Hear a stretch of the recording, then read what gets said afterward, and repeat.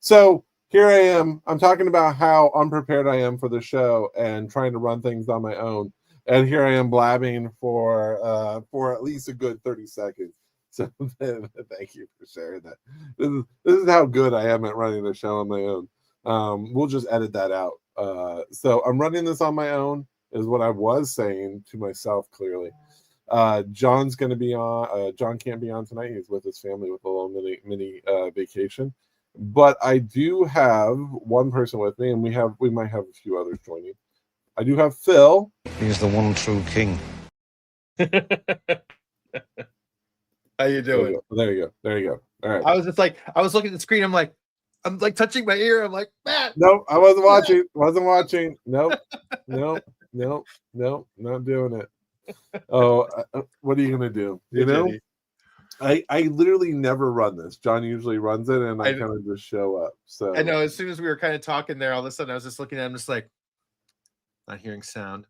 Okay. No. I'll catch it in a minute. No, shit, he's not catching it. Nope. I'm just going. I'm just gonna keep going with it. We've been there, dude. It happens to me all the time. The worst part is, like, I run them for like an organization, right, by day. And the worst part is I'm like in these things, and some of them even know me for doing these things. They're just like, so you do this all the time. Yeah. And then like 30 seconds later, I come in and I'm just talking like, Phil, your mute button's off. I'm like, this is the most amateur rookie. Oh, it's super. I mean, it doesn't help. We usually get comments from people who are like, oh, your mic sucks and your camera sucks. Yeah, because I'm literally running off of a $20 camera and the microphone on my computer. So that's why it sucks.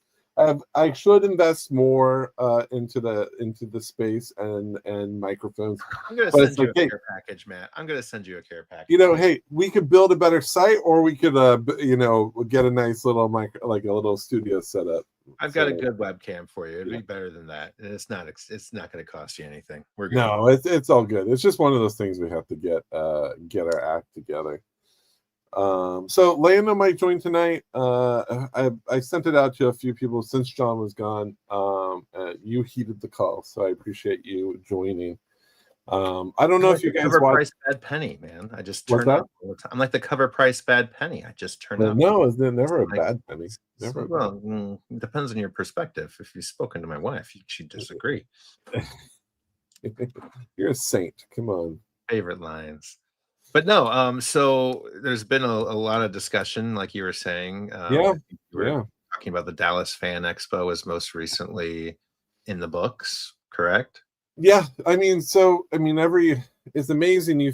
We thought this was going to be a quiet convention. When we started tracking sales, we thought it was going to be pretty light. And see, what did we end on? Here, I'll share my screen here. Let's add this to the stage. So we ended on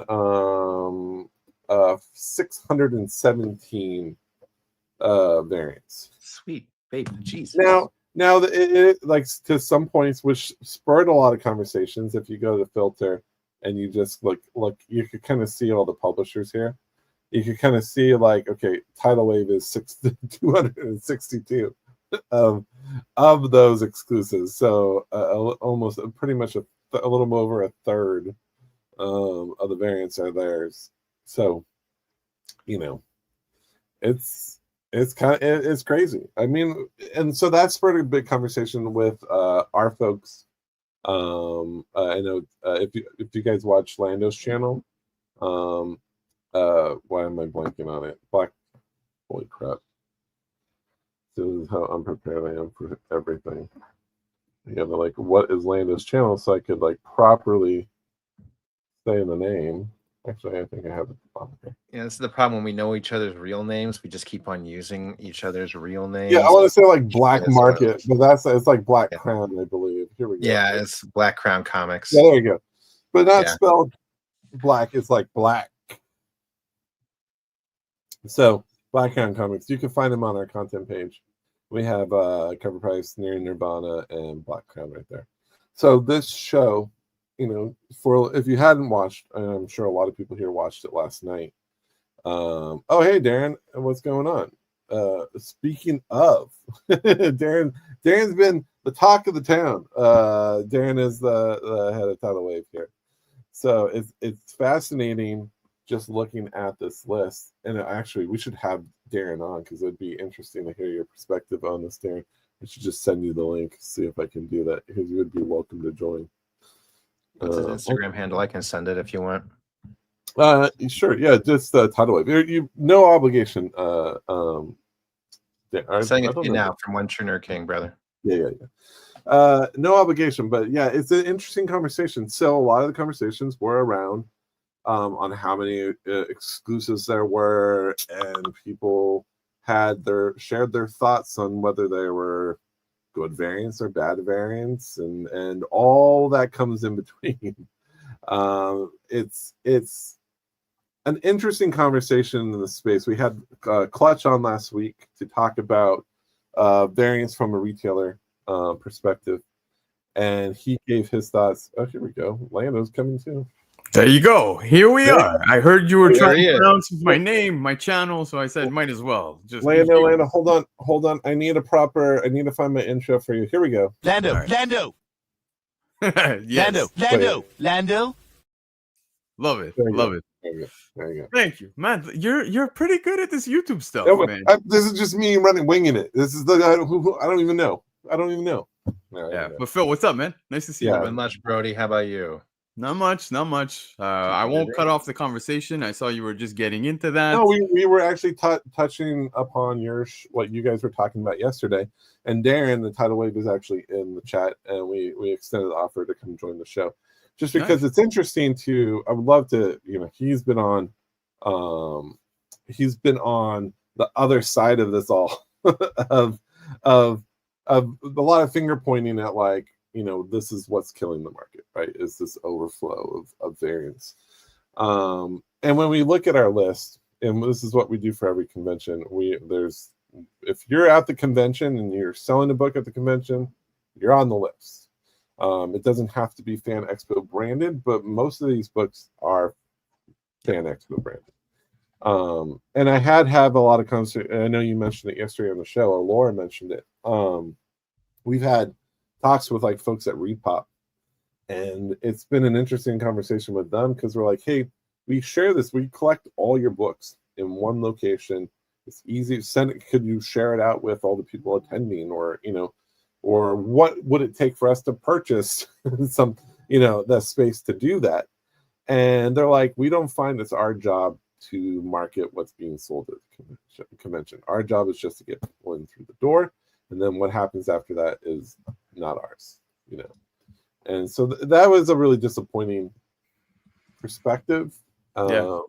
It just because you would think that they would want to, it'd be part of the advertising of it all. Like, can you believe there's so many exclusives? Look at all the things you can find, which is what we like about when we share this list of 617 issues. It's not like, look at all the variants, this is overwhelming. This is intended for you to scroll through and be like, hey, I'm a huge Frazetta collector. I like that homage. That's something I'm going to put on my radar. Oh, how much does it cost? What booth can I find it? What is it limited to? You can literally go into the convention with a budget in mind and know exactly, you can plan out exactly where you need to go to pick these books up. If there's a signing and there's a book that you're excited about, you can go get that book, pick that book up for the signing. The whole point of these lists is to literally plan out your plan of attack. It's not it's not buy it all, right?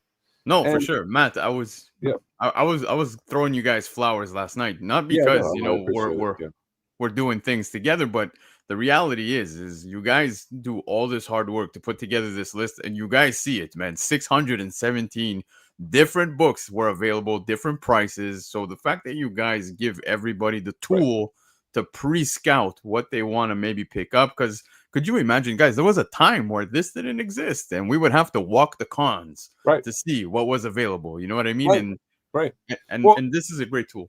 We ran at C2E2, I ran into J. Scott Campbell, who was not there as an as a member of the community or as an artist or creator. He was there to meet the Breakfast Club.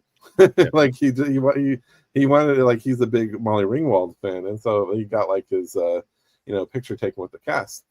And he mentioned the list to us, and he was like, I really appreciate that you guys do this because I wish we had this when we were starting out, because there's a lot of people that sit in Artist Alley who get no attention, and don't, like, you would never know what books they are putting out unless you just stumbled across them and then stopped to talk about them and then heard them out. Because a lot of times you kind of like put your blinders on as you're walking through Artist Alley because people are eager, for just to get your gaze, right? Yeah. And then once you do, you're locked in.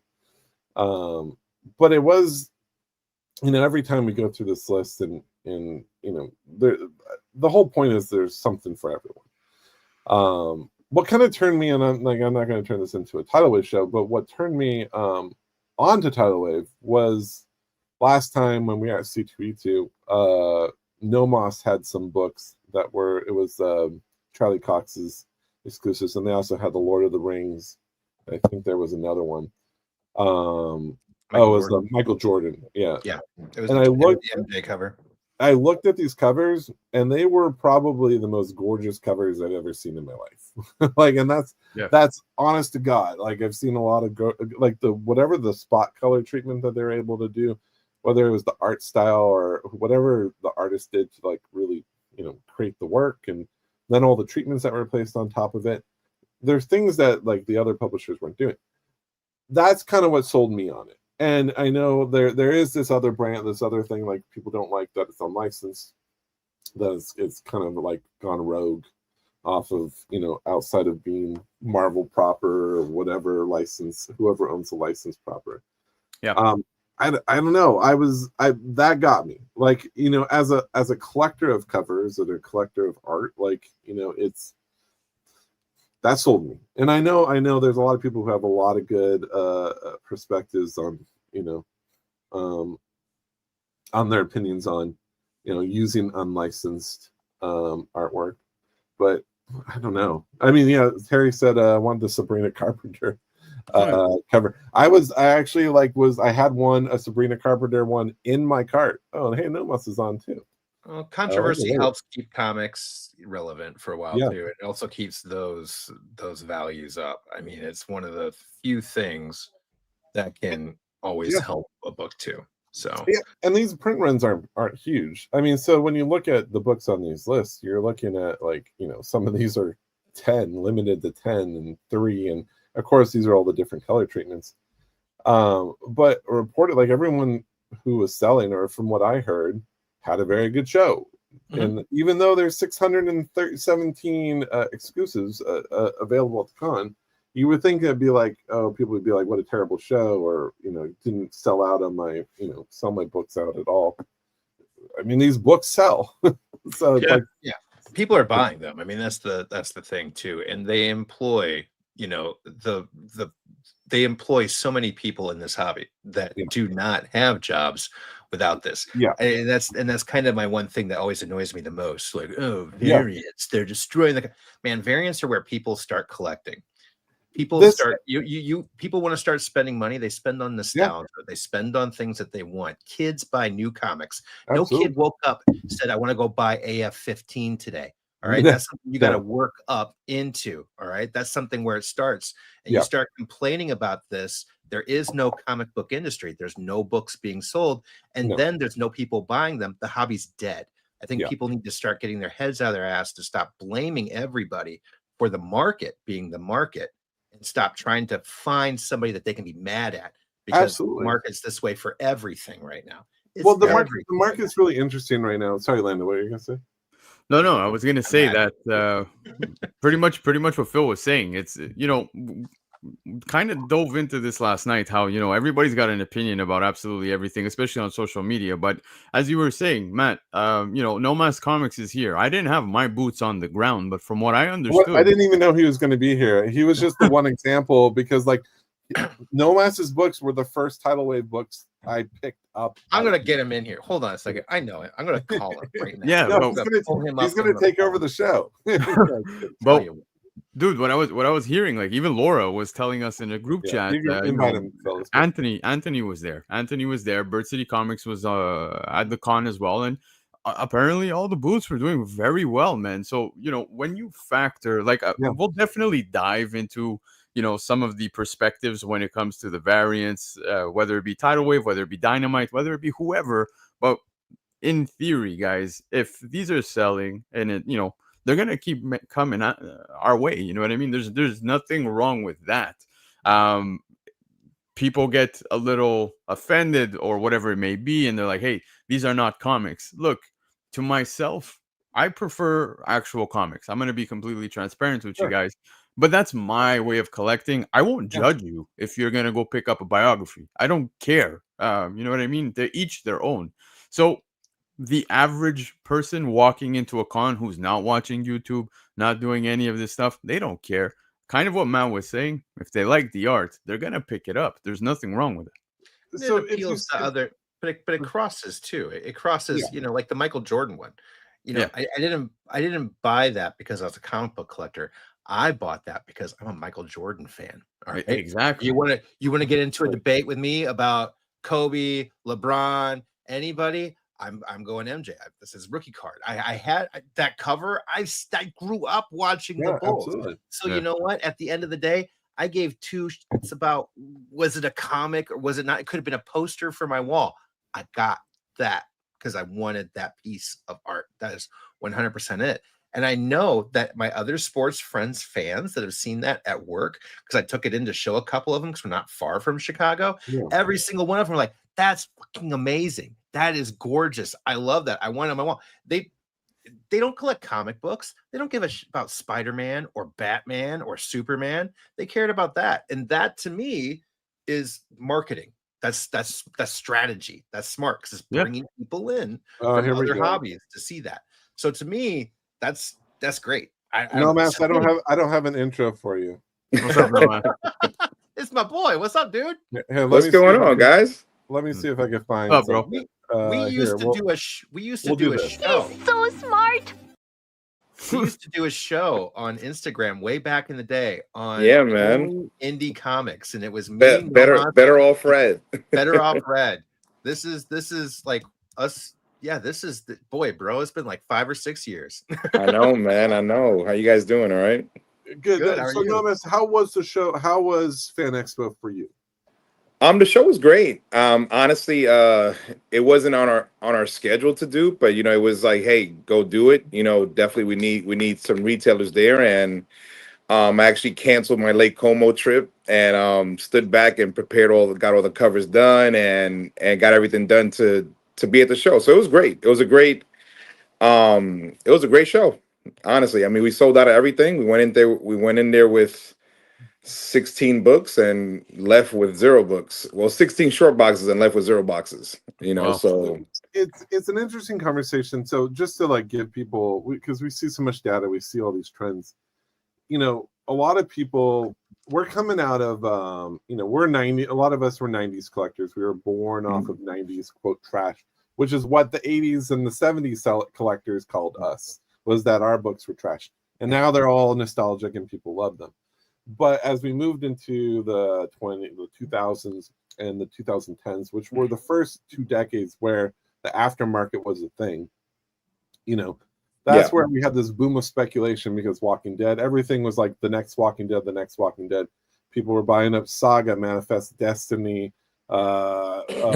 like name a book, Peter Panzerfaust, Country, Undiscovered Country. I mean, every book that came out that was an image title was the next Walking Dead, and a lot of them were fantastic reads. I mean, like Morning Glories, that was like the book that everyone thought was going to be the next big book, and it was a great book.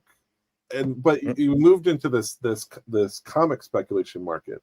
Then we moved into a content speculation market where it was all the groundwork was being laid out for Marvel. Everyone was buying all these books that were not only attributed to what was coming up, but books that they knew were the characters that they were sure was going to pop up in the near future. All this speculation boom happened. But now, after COVID, a lot of that speculation market, whether it was people didn't like the Marvel content, people just learned that everyone's buying all the new hot books, and Yeah. eBay fills up with 100 copies and it just drives down the value. And then people are kind of fed up with their new books getting like devalued. We're in this market where people don't care about speculation anymore. Not you'll still see it, still see an effect, but it's not nearly what it was 10 years ago. Yeah. Now we're in this market where people are going to a convention with $200-300 in their pocket. Hey, what's up, Matthew? Wait, he is there too.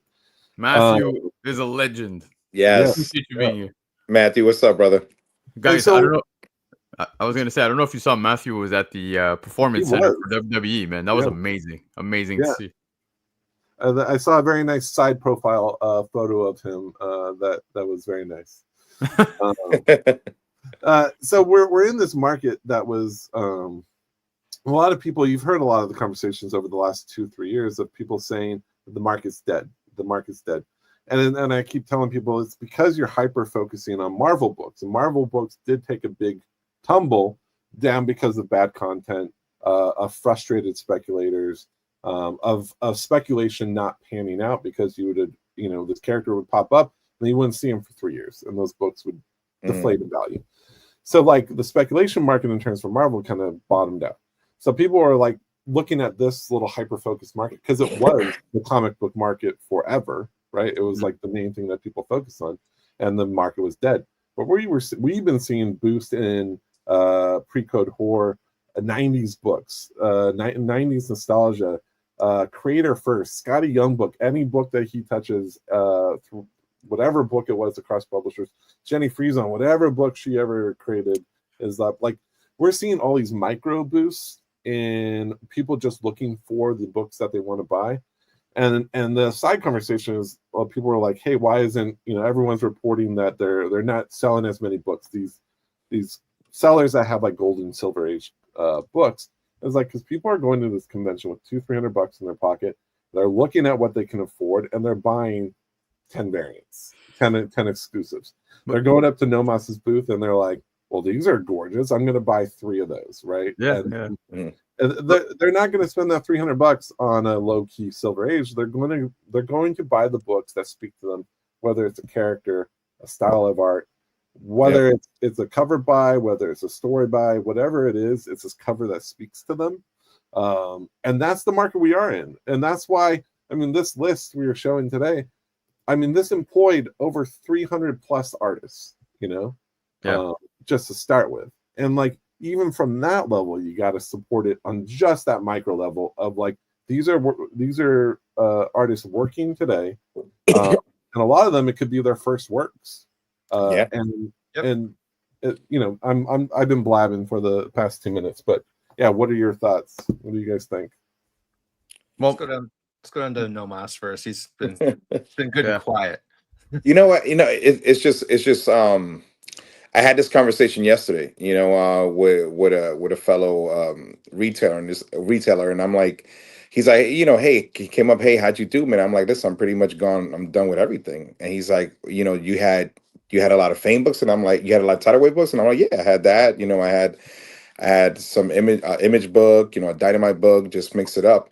But I tell him, I said, listen, this is the reason we make books for what, again, for what the community wants, what our, at least I'm just speaking from my demographics, my audience. And when I look at it, I'm like, if you do a Marvel book, to me, I feel like Marvel's lost its exclusivity because there's so many Marvel exclusives coming out weekly that it's just like, what, do I spend $16,000 to $20,000 to try to make back maybe $3,000?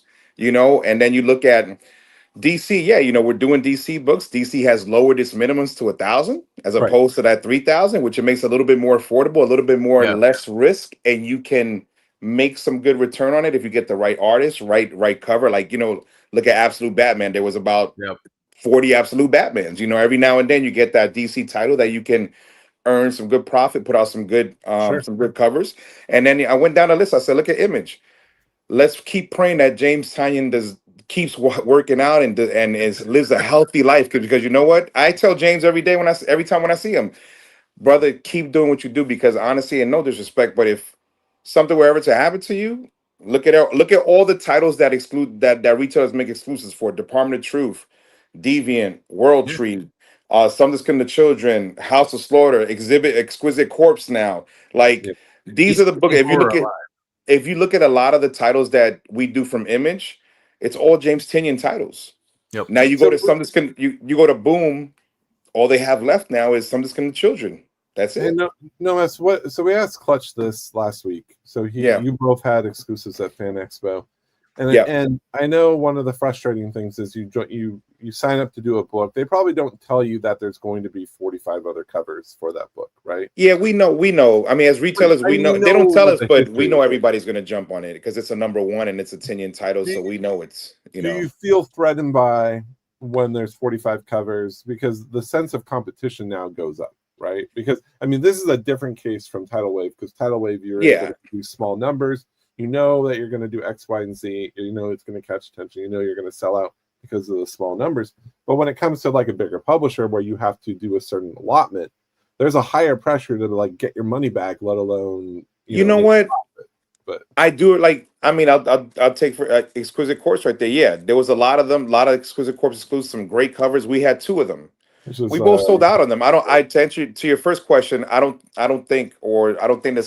feel threatened with, hey, we know there's going to be 20. Threatened, but you feel this sense, not threatened, that's probably the wrong word, but you feel a sense of like pressure. Well, yeah, I feel like, you know what you want, and I don't feel the pressure. I just feel like, you know what, honestly, I think nowadays our collectors and our audiences and our resellers and our whatnot people or eBay people, they know who they buy from, and they know, you know what, I know who's going to bring out the best cover of this. Or and I also think it's how you market and how you come across and how 100% how you I think it's a big how you put your strategy together and the integrity of the company, who you're buying for, who's representing the cover, the artist that you're working with. I think nowadays it's just a full package. You can't just have an exclusive and hey, I'm selling it. No, you got to market it properly. You got to align it with the artist. You have to have a strategic plan when you do a drop. It can't just be a regular drop. If you want this to be successful, you got to put money behind ads.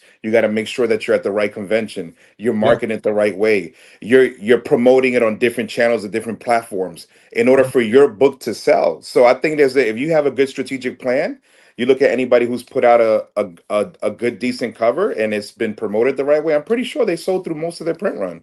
Yeah. So I think it's more about how prepared are you nowadays, at least from a retailer standpoint. Anything that we put together, we make sure there's a package behind it when it comes to marketing, aligning it with the artist, presenting it the right way, price point, treatments. That's how we put together our books to make sure that they have the best chance to maximize the sale and to be fruitful for the artist, for the company, and for the consumer. Sure. I mean, that all makes sense. I mean, it's interesting here because you think about, obviously as a collector, you're not going to be able to pick up, or at least not, unless you have to have some money, but you're not going to be able to pick up every cover for this first issue. That'd be a great challenge, right? Mm-hmm. Now I know someone who's done it with like Berserker titles, so they've reached out to us. And he has like everything, like one of one covers, and I mean, I'm like, my God, the amount of money he put down on some of these books. But like, if you love something, that and who's to tell him that it was a bad choice or not? Like, if that dude loves that book and went full in on those books. Listen, we tell everybody, listen, buy what you want, get what you love, man. Like, I mean, I think for us, it's really about buy what you want to buy. A lot of our consumers are buying the art. Some of them are buying the story. Some of them don't even read them, where they look at a cover and they're like, wow, that speaks to me. I love it. And at the end of the day, listen, we're having fun. This is not about for some folks, they look at it like, hey, you know what? I know I can flip that and make double, triple. Another person just like, hey, that looks great. I want to frame that. Yeah. But I think majority of the books that we put out, no one's looking at it like, oh, I'm specking on that. No, like it's not that anymore. I think it's more about we're speculating on Michael Jordan. You're not I mean, I think that was a beautiful cover. And you know what? Listen, we've done 4 Jordan covers right now, and we've used Omar Rodriguez Jr., who's probably never been heard of. He's an art teacher. He's a college art teacher and a nurse. Beautiful, humble young man that's had an opportunity to apply his skill on a cover. and start building a portfolio of portraits, of covers. And you know what? Hopefully, like we're planning to do some additional stuff with him with Image and Dynamite, and it's Which one are we he's living his passion now on top of his job. So it's one? like, yeah, that's sold out. That way he draws this from that one sold out too. Pencils, pastel pencil. That's original art that he drew. You know, he drew that. We have the art pieces for that. Don't get too excited, Matt. I got too excited. Yeah. But yeah, I think it's opportunity to create jobs for people, create opportunity, build portfolios. Tidal Wave. I feel like Tidal Wave has been a breath of fresh air for those artists who have never had the opportunity to get approved for a Boom cover, approved for a Marvel cover, approved for a DC cover. You know what? They're able to showcase their talents without even artists who are established. Even artists who are established are able to just draw covers with no restrictions, and they're like, "Hey, you know what? I have fun with this." And people who buy it, terrible this cover is though.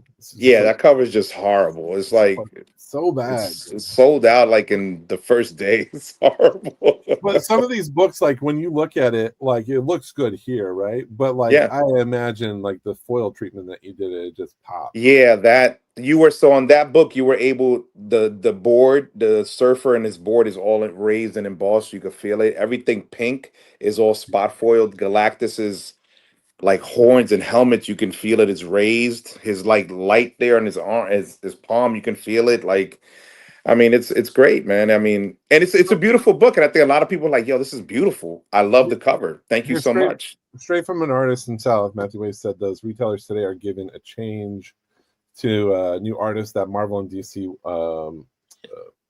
want to establish talent now. Yeah. And Matthew did 2 covers for us too. He did like a tribute, Wes Craven, tribute to Wes Craven. Did like a Freddy 8-bit cover, and then we had a secret drop with like a ripping through the claws. Like again, these are just fun covers, man. Like, you know, I was born in '77. Covers. Matthew had a ton of covers there, and you know, and the guy's been busy.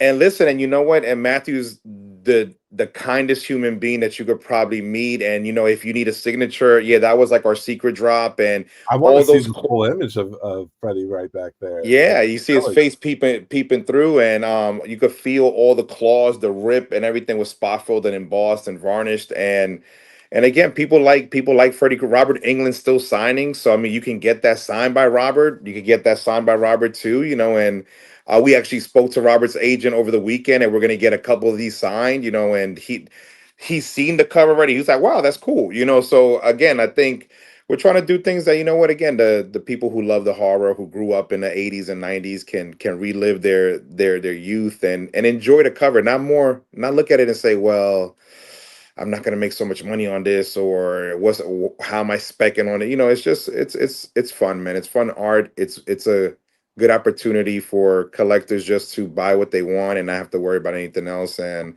also gives opportunities and to employ artists to do those covers and provide for their families as well. I mean, we'll just go back. Go for it, Phil. You're going to say something. No, I was just going to say that, but I don't think, and Lando can elaborate on this more than likely, even more than I can. But what I'm going to say is, and I say this as a person that works sales and a person that works eBays and whatnots and things like that with friends and for himself once in a blue moon, right? The problem isn't necessarily the variant or the person producing the variant or things of that nature. It's when somebody goes online and they see it and somebody got it for $30 because they were able to be at C2E2, but because I couldn't go, I got to pay $300 today for me to get it. And usually, and this is where the bitching comes from, in my opinion. And I apologize for the cursing, but this is where it comes from. When everybody gets super mad, and then then Josh's Comics has got to come in and be like FOMO, pulling his brains out. I love Josh is awesome. I love you, Aaron. I love you, Aaron. But this is what we do. So this is the conversations we have. But this is what it is, right? It's got.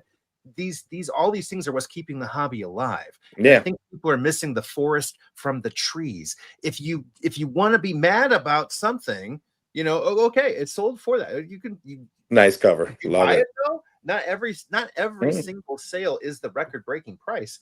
Pay attention. Watch. And Phil, we alleviate some of that problem because we offer every convention we offer our books online. Yeah, I during, see them.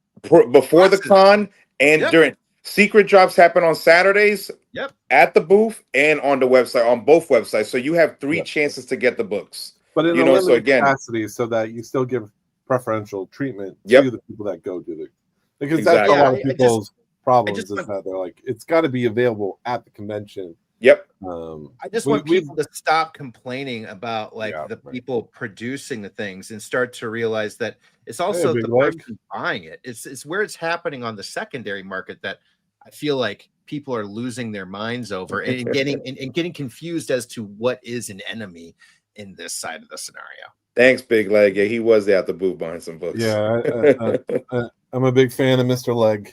I think wonderful human being. Got some idea on that too, though.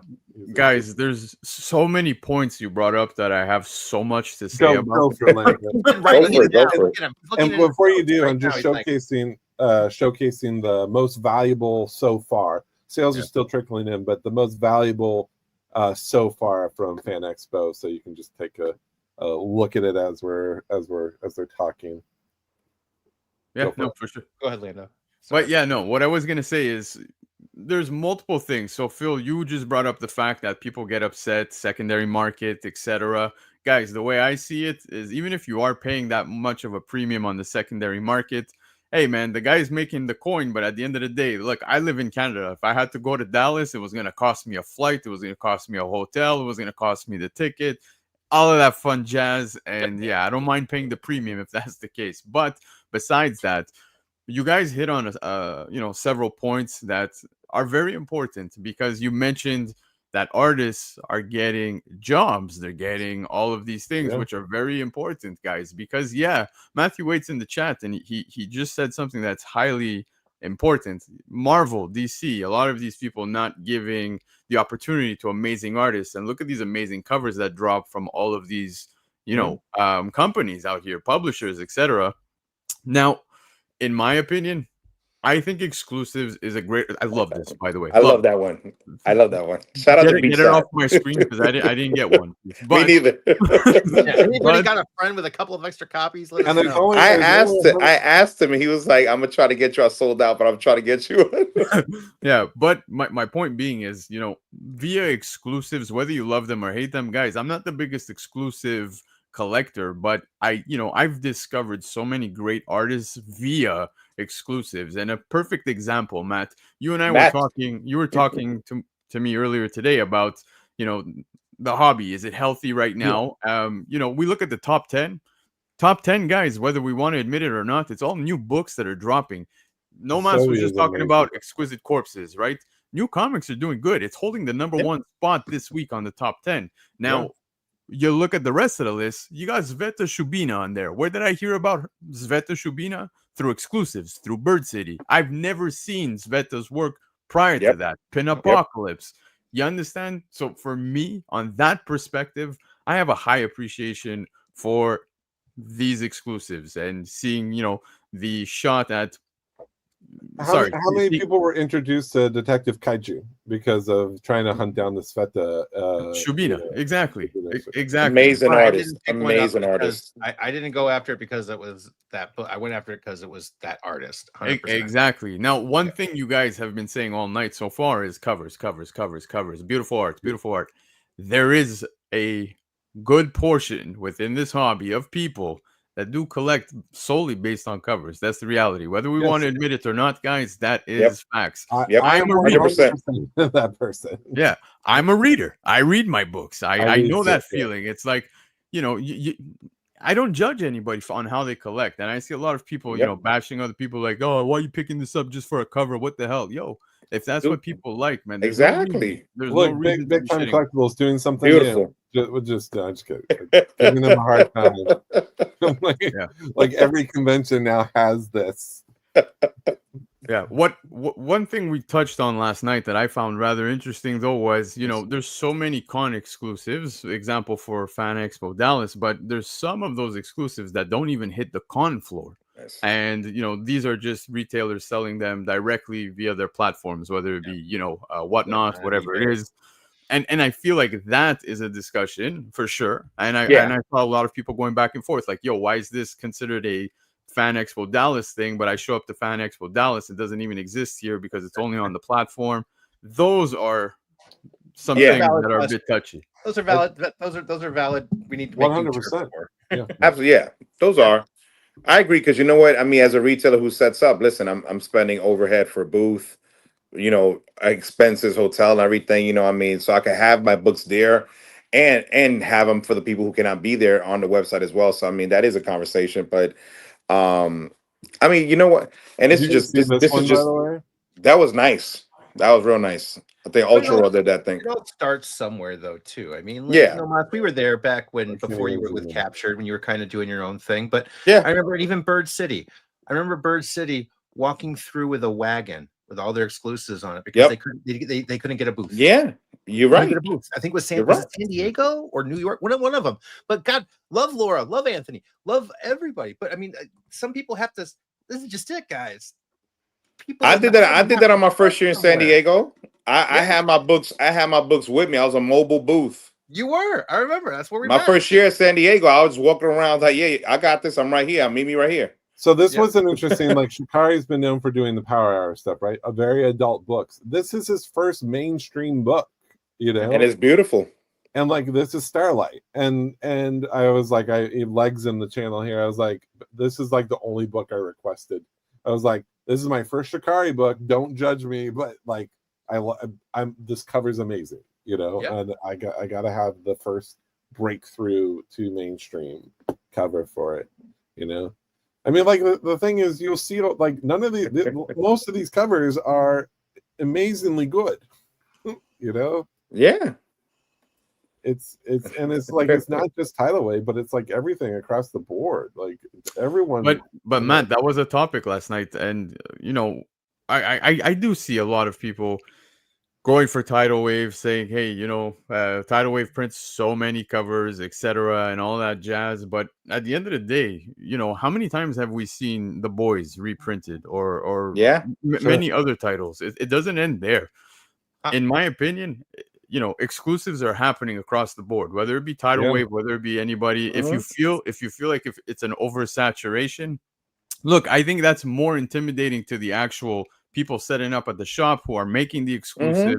Like Nomas was there, dude. You went up against 617 exclusives, 616 if you had only one. You know what I mean? Like, well, I mean, the thing is, were you going against them? Because it's like, and that's what you're right. I don't see it that way. To me, I don't see it. I mean, at least Capcom, which is Nomas and Capture Collector, we don't see it that way, man. We Nelson, BTC, Eddie, Common Exposure, Unknown, everybody, man. We wish everybody success. Have a blessed show. Collector Cave, everybody, man. Listen, hope everybody sells out. It's never like, I don't want them. Don't buy their books. No, I'm just saying, just to.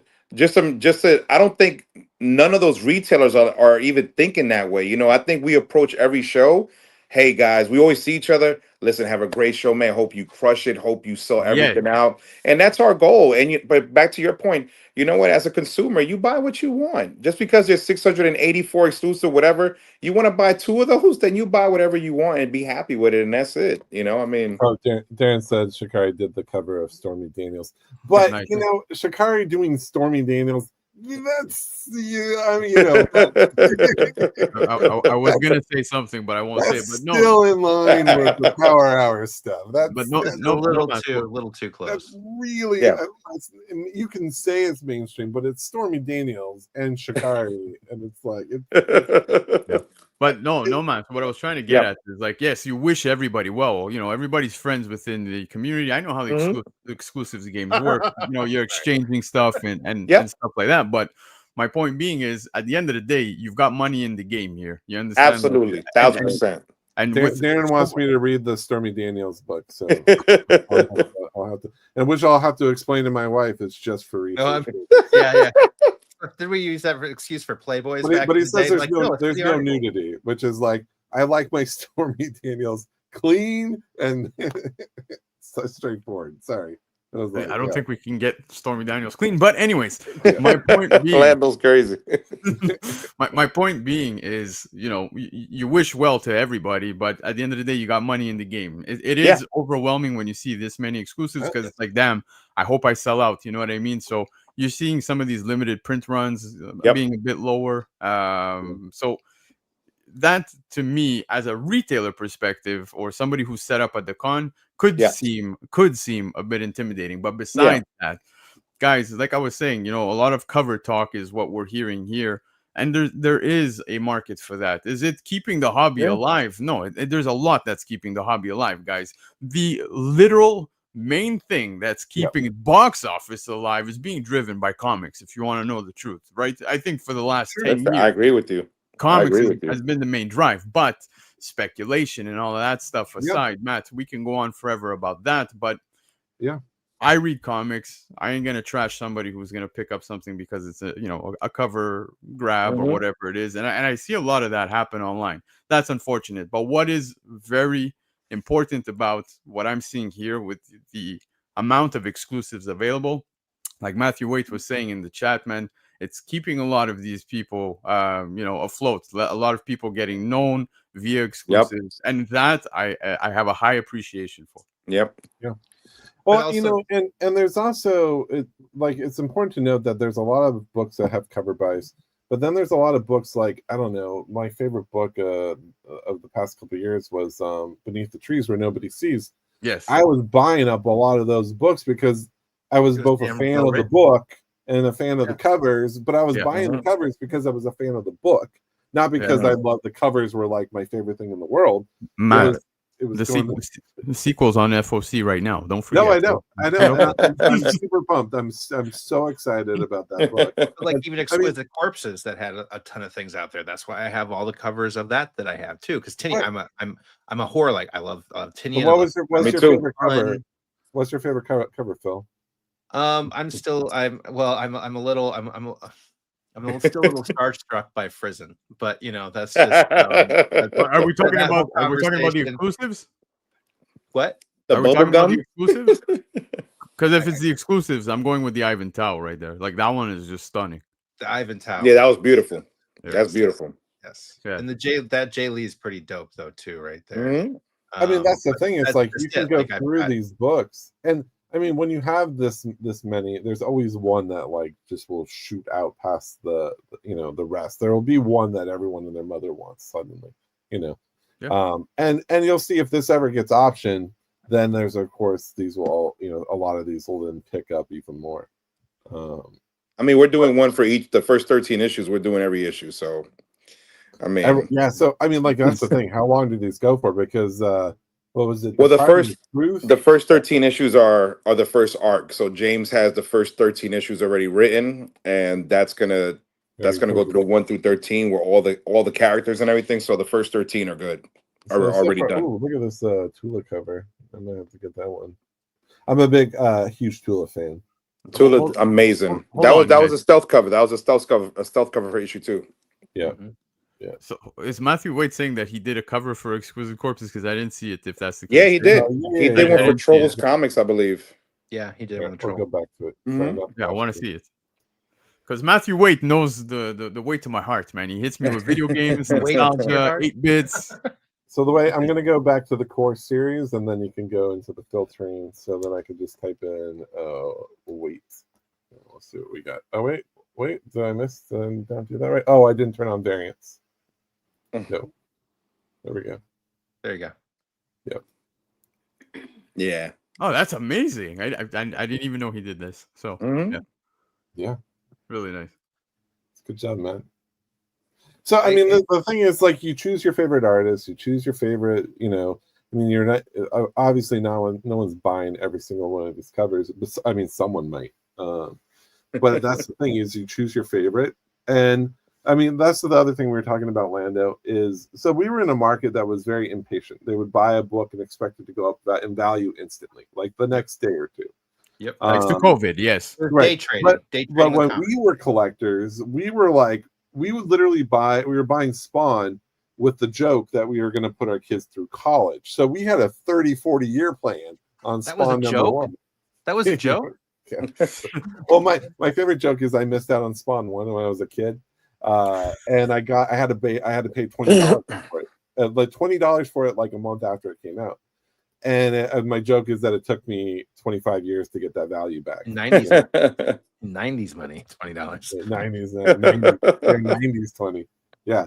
I mean, that was probably the biggest purchase I ever had as a kid. So, that and the Superman armband, I actually had to pay for like $20 for that too. The armband. Yeah. And now I have like waiting in line for that at my comic book shop and getting I got 2 copies. I remember that, one to open and one to keep forever. And I had the armband and the poster, and that's right. You're wearing the armband, just sitting in your room crying. Oh no, I was sitting in the parking lot at the comic book shop with like 50 other people, just like sitting there reading the comic for the first time. Everybody unwrapped at the same. It was cool. It was a cool moment.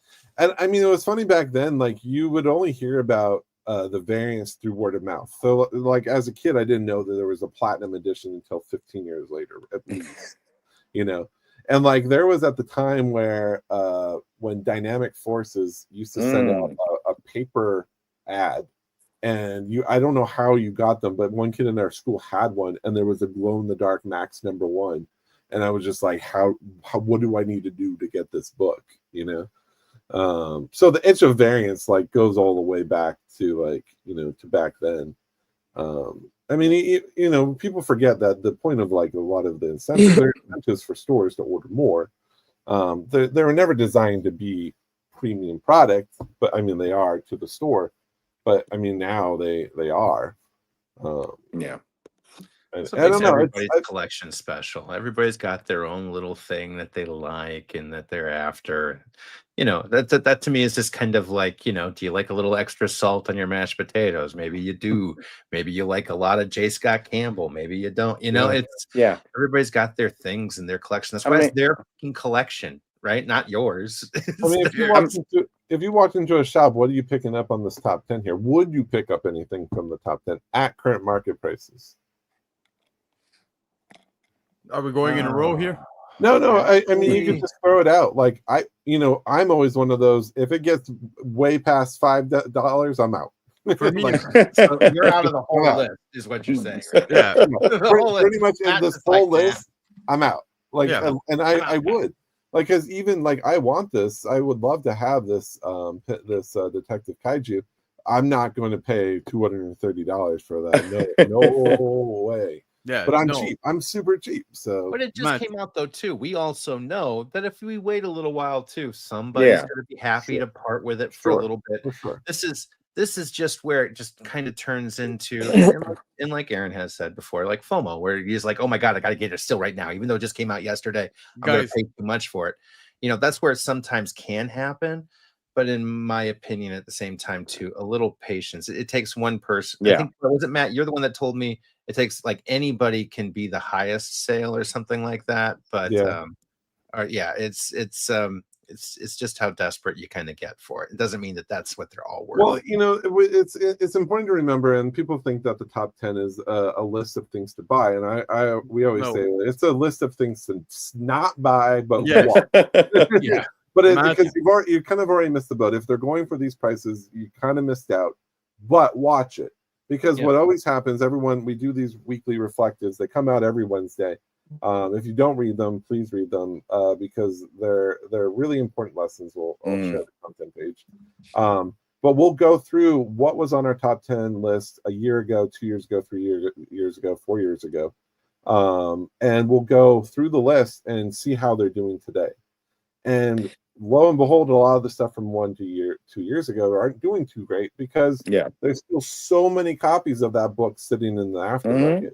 So you got to remember, if a book gets hot and it sells out, everyone's holding a bunch of copies ready to sell it, and a lot of people are selling them instantly. Here's the top 10 reflectives, and you can actually be on our YouTube channel. Izzyverse actually does a really good job of covering these. He produces a fantastic show for us. So I also, you know what? I also, just to go back to the point about why is there so many exclusives out there? And answer the question: are there too many variants? So the point that's what I was gonna say. I also, I mean, we got to remember too. The numbers increased too because a lot of people have moved into selling exclusives full time as their jobs too, man. Like Sure. a lot of these streamers have left their 9 to 5 to make their bread and butter selling exclusives. So you're gonna see a lot more exclusives because Whatnot, eBay Live has provided that outlet, that platform for them to make some good money making exclusives as opposed to having a 9 to 5. So that's increased tremendously, So I mean, Yeah. you got to think about that. You're going to see more people now that they're doing it for their as a living. They're going to do exclusives, where a year or 2 years ago you didn't see that, but now people have left. They transitioned from their 9 to 5 to just selling books, making exclusives, low investment, high return, and that's their bread and butter. That's their livelihood. So that's not going to go away, I don't think, unless something drastic happens. And one thing that helps you guys, like you as retailers, is like if you love a book, tell your shop that you want it because it only helps that book to do more, and then that helps that book to get more variants, and that book to continue on. For Absolutely. Issues, 40 issues. So, like, if you love a book, FOC is critical. I think. Where do we have it? Here we go. I literally FOC is so important. It is. I preach it weekly, every single week on my show. This is what I talk about. And like you were talking about the top 10, Matt. Would I buy anything on the top 10? No, I do the complete opposite because. But would you have ordered it on FOC?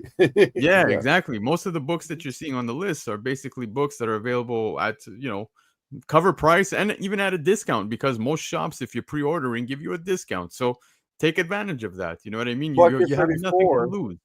Lando, can you answer Collector 34? There is an FOC pick show. No, you can know how every Sunday. He wants to know. He wants you to make an FOC show on.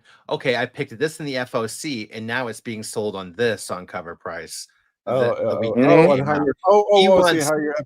a post FOC. Oh, if you guys want that, by all means, I'd happily do that for you. Because that would be actually a fun. That would actually be a fun angle.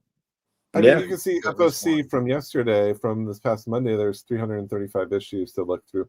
I mean, you go through and you find the whole point is like, what's that? But like Mark Spears doing Batman now, right? Like, talking beautiful about covers, beautiful covers. People starting with a lot of indies and all the other fun stuff, and he wasn't known for doing Batman before he got Batman. And here's his Absolute Wonder Woman. There's a connecting cover with all Batman. 3 of those connecting. Yeah. I mean, this is the important thing is to go through. Sometimes you won't realize how close your shop is to ordering whatever the incentive ratio is for some of these, and all it takes is just to like, hey, will you get this variant, and what will it take to get to that point? Yeah, exactly. I've made deals with my shops many times. Like, hey, if I want this 1 in 10, how many copies do I need to order? He'll be like, hey, just order 4 and you pay the ratio. Cool. Mm-hmm. I know we're going a little over here. I'm gonna throw this out. Let's see while we're talking about this. So we're gonna give away a shirt tonight. Right here. #NoJohn. So John's missing all this great conversation with everyone. So #NoJohn, we're going to give away a cover price shirt. It'll be your choice off of the site. There's like 30 different color options that you can do. So just do #NoJohn. We'll run it in about 5 minutes. I know we're going a little over. Hold on, I'm going to sign into my burner accounts. Feel free. The other thing I want to show. So if you guys aren't, another thing you should be paying attention to, and this is what I love crowdfunding, because here's like some highlights. What a lot of people don't know is there's big artists doing variants for these books that have like 30-40 people ordering them. like not even joking. So like, for example, there was this one I wanted to go, actually I already have it up here. No internet. Let's see. I think we're doing okay. You're hosting this, right? No, it's because I rebooted my system because I was panicking because my internet's always so bad. I was like, I just rebooted everything and then just restarted it all. So everything is taking ages to come back up. So anyways, this crowdfunding article, I would definitely recommend you checking it out. It's got a lot of good call outs. Like there's some that I wanted to show you guys. For some reason, everything is dragging a little bit. There's, what? Let's see if we can get it to come up here. I don't know if you know Bill McKay. I love Bill McKay. I'm a big fan of his stuff. He has a Kickstarter with a very sneaky cover by Mr. Art Adams here. $20.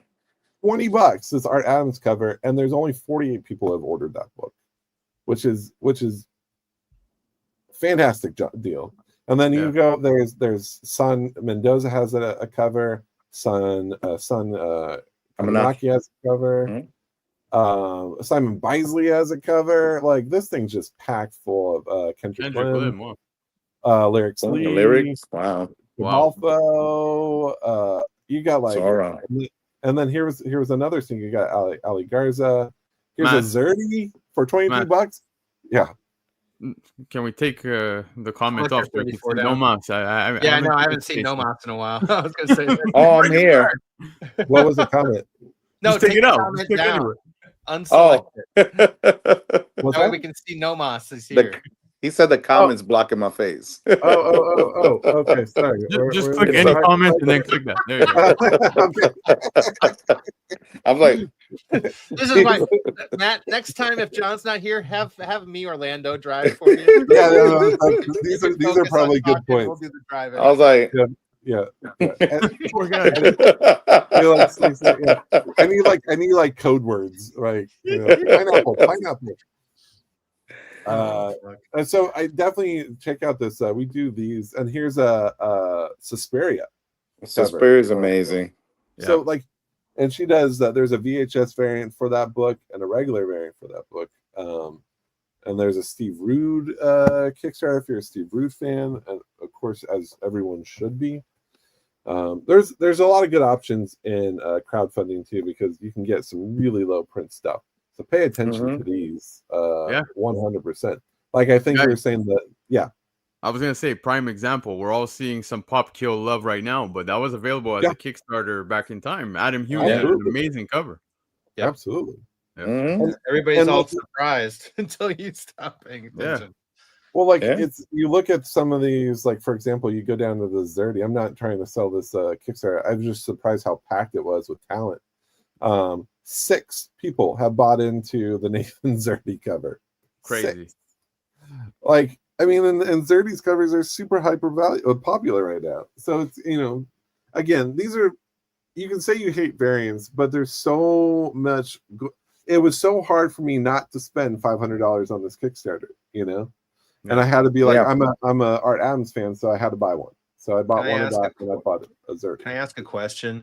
Yeah. Is the variant hate from mostly at the conventions that we're seeing less booths that are just selling tons of old comics, Golden and Silver Age, and we're seeing more pop-ups that are selling new books and variants and things of that nature? Because to me it feels like the old heads, the get off my lawn. It's people. A lot of, I think it comes from a lot of people thinking that only the older books have value, only key books have value, all the books that they valued have value, and that and like there's books that I'm hunting for that were underground that people that still don't care about these books. There's books that were underground books from the 90s that were unlicensed. We showed one a few months ago where I'm blanking on the name of it, but it had Mickey Mouse with Donald attached to him in his groin area, right? He got sued for that book and it had a cease and desist. But like, I would love to own that book because it's kind of like this weird part in history where people just didn't give an F and they just did what they wanted, right? Yeah. And I know that's the kind of stuff that I draw to. Again, I do buy key books and I do buy variants and I buy Mega Man. I do buy a lot of them. So here's the thing: I'm hardest on Mega Man because I'm so picky with Mega Man. So people have been showing me Mega Man covers. I'm like, nope, not good enough. Not good enough. I need a really good Mega Man cover. But Phil, just to touch on that very quickly. There's a question I wanted you to answer. Yeah. The situation regarding cons and things like that, lesser of those golden books or key books, wall books, all of that stuff. I was at Terrificon last year and I was talking to a lot of vendors, and one thing I noticed is people were buying less slabs than I've ever seen in my life. They were all going for the raw books. Yep. Now I'm seeing a lot of people at conventions going mostly for exclusives. Laura said something on my show last night that made perfect sense. You know, especially as a retailer, it's one of those, you either adapt or you die. You know what I mean? Like, and that's something that everybody has to understand on the business perspective. So there is a shift. I, just like Matt, we all collect differently. I like picking up slabs. I like picking up raw books. I look at video game books. I look at key books. I look at everything. But the main thing that I am seeing a lot of right now is the exclusive game. And it's been like this for the last couple of years. Yes, it's definitely ramping up. But yeah, I think we are seeing change. You go into these conventions with a budget. I know me as a collector, I would never buy a slab at a convention unless it was like a crazy good deal. Like let's say a rare. You go on a Sunday right before they close. Right. But like if I walk in there with $300, I'm gonna want to dig. I'm gonna want to try and really extend that $300 out as much as I can for a convention, because it would suck to like, here's a $300 slab. It's a great deal. You spend that money, you're kind of done for the weekend, and it's kind of a bummer, right? Yeah.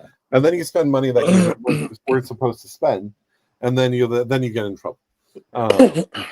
So it's kind of like, it's important to go in with the budget and know exactly what you want to buy. And all you do, if you want that slab, like, you know, be like, hey, if you don't sell this, reach out to me. Like, can I talk to you in, you know, a couple weeks when you get back and see if we can work something out? I bought the third slab I've ever bought in my entire life. There you go. I love raw. I finally got my Star Trek one. There you go.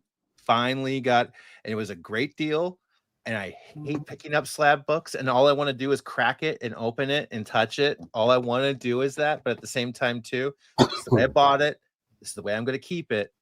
But yeah, I mean, sometimes we, as collectors, we even have to branch out a little bit. Yeah, you know, you get what you want. But I mean, this is if the price is right, I'm buying. That's the way it works. Yeah, if you have a $250 budget, it's Fantastic Four #1 on your list. Sure, if it's from 2024. And a 9.8, yeah, sure, yeah. I mean, maybe you can get a low grade golden record issue for that, which is actually a steal of a buy because it was around the same time period. But yeah, that's there's plenty of conversations around what's a good buy and what's not. But yeah, no, okay.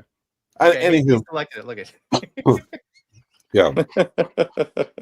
There's another aspect of exclusives we should also talk about is how conventions are bringing in so many celebrities to do these shows. Yeah, I mean, for sure. I mean, absolutely. This always happens when you bring in a celebrity or anyone that's a hard signature to get.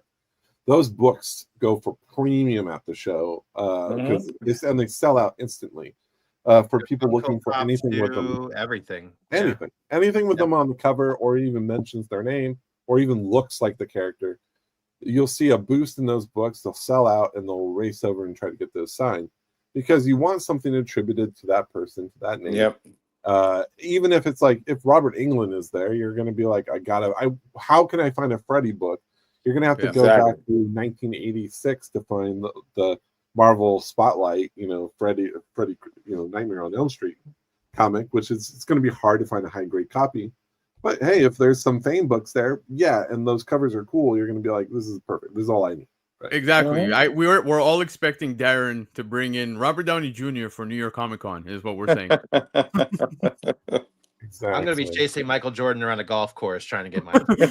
All right. So we only have 18 people that are thrown in for this. So if that's cool with you guys, I'll run it in about 10 seconds. Yeah. All right, everybody. This is your last warning, and, guys. And if you guys aren't joining it, you throw in too. No. Matt, I'm still waiting for my T-shirt. John hasn't sent it to you? No. Okay, you got to bug John about it. Don't bug me. Bug John. Don't worry about it. Don't worry. Look at that buck get passed. One, if you ask me, you'll never get it. Yeah. Pass the buck. You'll never get it because I'll never send it. And then two, John. Yeah, I'm pretty sure I got my Christmas present in July from Matt. Oh, I'm the worst for shipping stuff. And like this is why I could never live if I sold comics because it would be like eBay would ban me after like 2 failed shipments. Oh man. I'm just terrible. That's I just can't do it. It's mentally. We love you, bro. We're just giving you flack. We love you. No, I deserve it. It's the one thing John's like, he's like, what do I need to do to ask you to ship this? I'm like, I'll ship it eventually. All right, I'm gonna draw it in 3, 2, 1. Oh, here we go.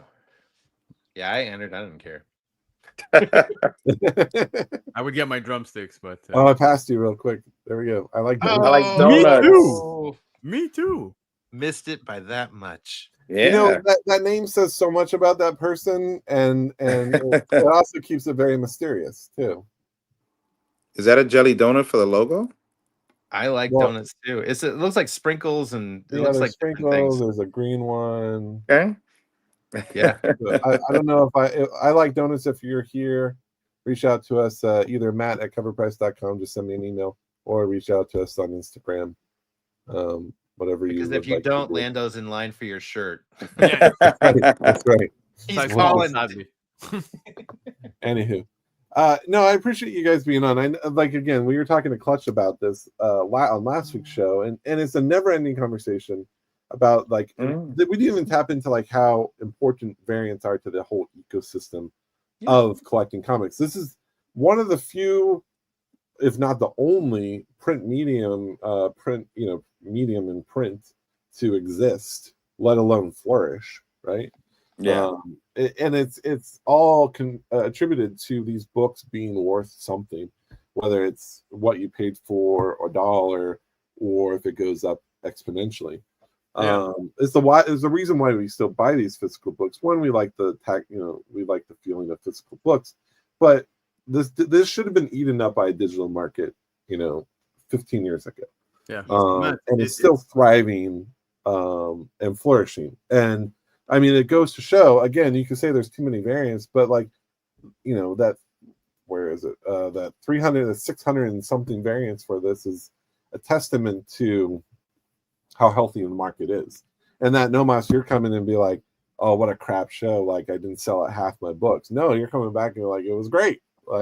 You're surviving, you're making a living off of selling comic books. Listen, I think was something that Lando said, and I think you mentioned it that Laura said, you have to adapt. I take New York Comic Con last year. I think when I had about 32 exclusives for New York, and they were Image, they were Boom, IDW. I did a curated Department of Truth collection with 17 artists, 17 different exclusives.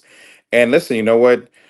And they were not one fame book, because I don't even think I met Darren then. But either way, I didn't have one fame book, and I was just like, wow, you know what? I had about 50,000-60,000 invested into the books that we curated for New York, and kind of broke even, and that's about it. It's kind of made the money back and had tons of inventory, but and then but I'm looking around and I'm like, damn, look at everyone who has a fame book. That's moving. We come back from MegaCon, and we switch up our menus, and we have about, I think, 12 books, and 10 of them are fames, and they're all gone. Yeah. We go to Chicago, we have 16, and I think probably out the 16, another 10 were fame, along with two DC books, everything else gone, and here we are again with Dallas back to back. Out of the 16 books, 14 were fame, gone, and it's we're, as a retailer, you have to adapt. You must adapt to your plan and see. You're not doing it for what you like. You're doing it for what the consumer likes. That's how we run our business. Not what I like is hot. It's you know what? Look where people are buying. They love Matthew Wade. Cool. They love Rudy Ayo. Let's go. They love Martin Zavala. They love Ultra. They love Omar Rodriguez. They love the Jordan books. Let's keep on going it. Let's do the series. Let's make these books series. So one, strategically, the consumer wants to collect all of them. So it's you have to pivot and adapt in order to maintain and stay relevant 100%. for your consumer. Pineapple. And Nomads, let me ask you, because this is something that I haven't been able to answer, which is a really good question. Sure. Why a comic book and not a print? When it comes to these unlicensed books, or our unlicensed covers, a lot of people are like, why don't you just do a print of it? And I know the answer for me but like it's a better one for you to answer. I mean, honestly, you know what? We talked about doing prints of our sold out books, but I think people want the book. People want that physical book. CGC's grading these books. They're getting these books like our Lord of the Rings book. We had and they're not grading print. They don't grade prints, right? That's the no. No, they don't. They grade art, you know. But again, like I think people still want that that book. They want to be able to submit that to CGC. They want to be able to have that slab. They want to be able to hold that. I think a print, yes, you do 11x17 print, some enhancements on it. There's so much you could do besides getting it framed and signed. But I think what did Darren say? It's considered merchandise, and that is not covered by the First Amendment. Oh, okay. All right, Darren. I'm like, that's a very good answer. I mean, I didn't even think of that. Like, I wouldn't have known that's classified. What's an amendment? It's the first one. It's all you that's need to know. That's an exclusive. First Amendment. All I know is part of National Treasure. That's it. Yeah, I just think people still want the feel of a book. To be honest with you, I think they still want the feel of a book. I mean, absolutely, and the fact that you can get it graded is fun. Yeah. I mean, I see a lot of these celebrity artists, signatures on some of these books, and I get super jealous because some of these books I don't care about the books. I just want the signing. Like, I bought an Elvira book. I don't care about the cover, but it's signed by Elvira. That's all I wanted, right? Yeah. So sometimes you go. Can you take the comment down, Matt? Yeah, pineapple. Sorry. Oh my god! No, we're dropping pineapple in the private chat. Oh, you do it? Are you really? Yes. You look in the private chat. We're like, I was gonna thank Nomad for I didn't calling even have that tab open. I'm not looking at that tab. we attached a call-in line. He's so smart. Oh god. Yeah. Sorry. Yeah, no, me and Lando were looking at each other the entire time, just trying. Move this man! Move this man! It's two boos. Oh man. Matt, you're muted now. No shit, Matt. I mean, this is a fun discussion. It's all because we're all very frustrated with a lot of the negative comments that are out there that do attack all the aspects, a lot of the aspects of collecting. And it goes back to even like we said, like when we were kids, people were bashing the books that we were buying, all the image stuff, and it goes back to then where people were like, those are trash books. People called them trash books for like 30 years. Probably people are still calling them trash books today. Matt, I understand all perspectives though. You understand? Like I know we see the hate. And I get where it stems from. I get it. Of and course. I don't judge either side. But one thing I will say, once upon a time, dude, I would walk into a convention. There was 5 con exclusives, you know what I mean? Right. Or maybe even one that people were lining Yep. up for. Nowadays, look at this. We have 617. It kind of does feel like, those exclusives don't feel so exclusive anymore. I get that perspective. Trust me, I do. But then at the other side of it, kind of like we said, kind of that you adapt to things as things change. They evolve. Now I walk into a con and it's like, which ones do I want? These are the ones that I'm shooting for. I don't care for the rest. You know what I mean? Yep. I mean, but honestly, it's like, how do you do a con, right? It's all up to, like, some people do a convention very differently. Some people look for those books to flip because they want to pay for that trip, right? And some people are just looking for the books they want to buy just for fun. Other people are going to the panels. You can do a convention and just go to the panels and get free books and make money by spending $0. I'll be 100% transparent. We sell everyone who buys our books. I would say about at a show, 90% of them are the resellers or the whatnot. The resellers, after the show, everyone, even after this weekend. Yep. Your books made me so much money. Thank you so much, man. I'm going to take my wife on a vacation. I'm going to do this. I'm able to do this. Thank you so much, man. Thank you for always, you know what? And I mean, everybody lines up, gets their books. There's no preferential treatment or anything like that. And then the consumers, the other 10% who are, hey, you got this book. My father loves that. I would buy, let me get 2 of those, but the majority of the people who buy our books are the people who go and resell them on whatnot on eBay Live. And they're making their own living off of it. Sure. And they come back and say, thank you for making these books, man, because of your variants, your great covers, you know what? I'm able to provide a living for myself because I'm doing this full time. So thank you so much. You know, and it's like, as Matthew Waite said, there's only so much wall space at a store too. So like the conventions give all these artists all this extra exposure that they would have to fight for, you know, to get on a wall at a comic shop. Yeah. And here, I didn't want to hide your face, but here's another. See, I would have taken over your entire face. And so I'm trying to manage the comments a little bit more. See, I'm learning. There you go. Just drag my face down there. We could all do without this. How do you do that? How do you just drag him around? Click on Phil's face and drag him down to the bottom spot. Do it to me if you want. I don't care. I can't do it. Drag my face, man. First, Lando. You can't come in second and be better. Okay, I said. Yeah, I can't. We'll figure this out. That'll be a lesson for another day. This is like telling my parents how to right click. Oh, Collector 34. If you've never done a panel, I mean, panel books are you sit there for an hour and you get a free book, and they're usually worth $100 to $300. It's so nice getting free money at a convention. It's kind of like, I don't know what to. It's kind of like a timeshare, right? You sit there, you listen to the little blurb, and then you wait for your free coupon, your free gift, your free gift, and then you're out the door. I mean, a lot of people do it. So I enjoy. It's also a nice time to like just sit at these conventions. You never have a chance to sit. So sometimes, like John hates it because sometimes I'll fall asleep at some of the. Sometimes it's just a good place to take a nap. But we're gonna have our panel at San Diego. We actually have a Saturday panel time, which is actually really nice. Nice. So Phil, you're going to be on it, I believe. I'm hoping. I'm gonna make sure to heckle you guys. I'll be in the crowd heckling you guys. Yeah, you should. You better be there, bro.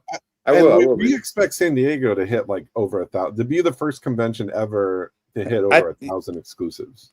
I think so, because especially with Marvel not being there, everyone's gonna be on the floor shopping. Yep. Yeah. Well, there'll be the DC announcements. I mean, that's going to be 2 weeks after post Superman. So, however they did, there's going to be some major. DC will make some noise at San Diego. Yeah, because Marvel's not there, they're going to take all the air. Full advantage of it. Fuck yes. Yeah. So and Collector 34. Yeah, take that nap. Sit in the back. Take that nap. Yes, 100%. I mean, but it is really hard. Like, and yeah, Darren, you're welcome. It's not so much for like, you know, we support literally the entire industry. Like, everything on this list is a viable book, and we support everything that's a part of this industry. And we want it like, this isn't just like, hey, Tidal Wave is the best out there. This is not a Tidal Wave show, but we're appreciative. Like I said, I've seen those covers in person, and I've seen how I reacted to them. Right, like when I saw your covers, literally your covers were the first ones I bought at a convention, because I was just blown away. Not even by the art, not even by what the book was about, not even the subject matter, but the cover treatment that you did. The little spot foils. It was so gorgeous in person that's what kind of sold me. And as a cover of like as a collector of covers, that was all I needed. And the price was like what? They were like $30. They were like, you know, they were like $30-$40. It was like nothing. So it was a no. I didn't even think about that purchase, and I had no guilt spending that money. But that's the thing, is like I didn't buy it with the intention of like flipping it. I was like, I would like to have this cover, right? And that's how it always goes. Wow, I'm getting really dark here. There we go. Right in time for the end of the show, right? And we're done. Everybody have a great night. This is a professional show. Sounds getting a little dark here. Wild. Matt just turned into Eeyore. Watch our other shows. They're better produced. Come back tomorrow night, please. Top 10s tomorrow night. You'll see this full list described in its entirety and why they're trending on that. And they'll do a much better job at bringing a show together. And not covering faces and not being muted for the first 10 minutes of the show. Anyway. But thank you guys for being on. I'm so glad that you jumped on. Nomas, it was great to hear your perspective. No, thank you guys so much. And thank you in the comments for all your comments. super interesting things I didn't even know that I learned about. Like the merchandise thing was fascinating. That kind of stops that conversation really, really quickly. So a lot of good points. I'm glad you were all here. Any Awesome. last thoughts, guys? Phil, you want to go? Yeah, I got nothing. No, I think the comic book industry is alive and well, and I think we're okay. I think so. No, clearly, I think it's the economy. The economy is the economy, and if you don't like it, good news. Everybody gets to have a participation and go participate where you want. But I feel like comics are good. And I think that we're not treating them like day traders anymore. I think that that's probably the biggest confusion in the market right now is everybody's looking for something to have value the next day or something that they can go flip it online for. And they weren't collecting. They were day trading. So if you're a collector, this is fine. This is what you're in for. And you can still do that. That's still available. Like you could I mean, who bought these these massive books? That's a nice $200 profit if you got it, if you ordered them at FOC. Yep. There's responsibility in using the money that you can make in comics to continue to feed the beast, right? Per se, and not steal from your family. But at the end of the day, I do feel like comics are fine. So everybody just put away your torches and your pitchforks. We'll be okay. Agree. Enjoy what you enjoy, right? Like what you like. Cliche as it sounds, it's the reality, guys. It's as simple as that. Phil, you're right. Comics are more than healthy right now. I don't know, man. People saying that, it's not doing well or whatever it is. I think they just reflect back to the COVID numbers.